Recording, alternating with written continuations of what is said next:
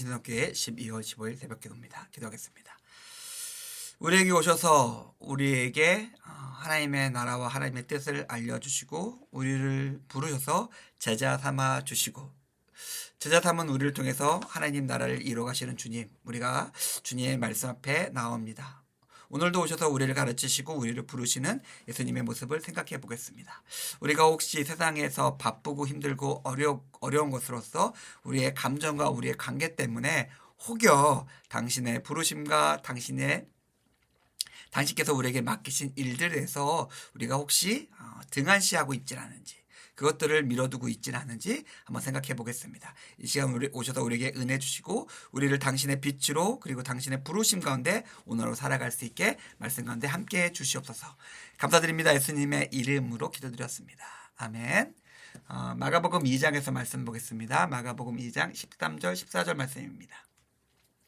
마가복음 2장 13절 14절 말씀입니다.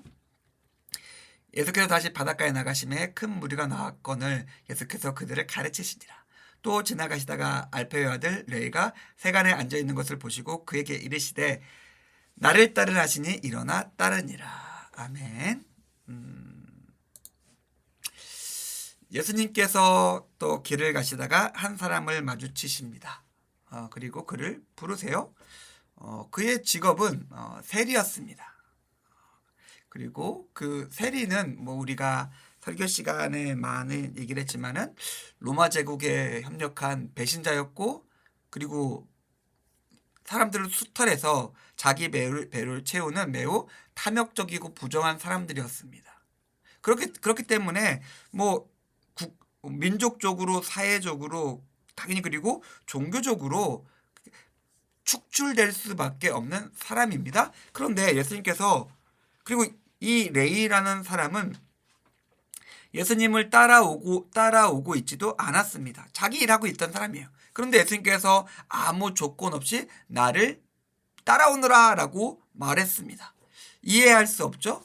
그런데 재밌는 것은 레위는 그냥 그 말씀을 듣고 머뭇거리거나 주저하지 않고 예수님을 따랐습니다. 뭘까요? 다른 조건이 좋은 사람들, 다른 상황이 좋은 사람들, 다른 사회적으로 더 인정받는 사람들은 많았을 거예요. 그러나 예수님께서 부르셨을 때 즉각적으로 모든 것을 다 버려두고 예수님을 쫓는 사람은, 레위 같은 사람은 그리 많지 않았을 것입니다. 여기서 우리가 예수님을 따라가는 사람들의 어떻게 우선순위라 할까요? 자격이라고 할까요? 모습이라고 할까요? 그 중에 가장 중요한 것을 발견할 수 있습니다. 예수님의 음성을 들었을 때 그것 앞에 어떤 것도 두지 않았다는 것입니다. 하나님이 주권으로 우리를 부르신 거예요. 나를 따라오너라. 이 세상을 창조하시고 이 세상을 통치하시는 전능자가 왕이 불렀을 때, 즉 왕의 백성은 그것이 어떠한 부르심인 줄 알고 즉각적으로 순종합니다.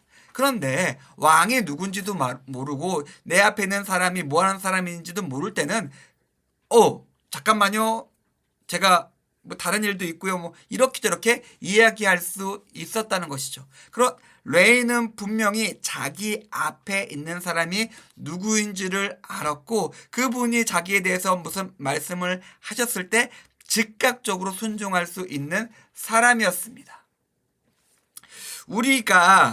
우리는 성령님이 우리 마음과 영혼 안에 계셔서 계속해서 우리에게 말씀하고 계십니다. 우리를 인도하시고 우리를 빛으로, 소금으로, 의와 선함으로써 우리를 인도하고 계십니다.